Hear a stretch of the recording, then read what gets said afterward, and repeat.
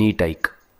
जेव्हा सगळे दरवाजे बंद होतात तेव्हा स्वामींचा दरवाजा उघडा असतो. ही वेळ तुझी शिक्षा नाही, ही वेळ तुझी परीक्षा आहे. आणि परीक्षा जितकी मोठी तितकंच फळही मोठं मिळतं. तू रडलेला प्रत्येक अश्रू, तू केलेली प्रत्येक प्रार्थना आणि तू सहन केलेली प्रत्येक वेदना स्वामींनी पाहिली आहे, स्वामींनी ऐकलं आहे.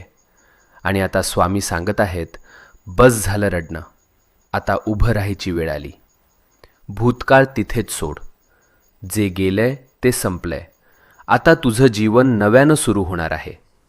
नवीन संधी, नवीन आनंद, नवीन यश, सगळं तुझ्या दाराशी उभं आहे.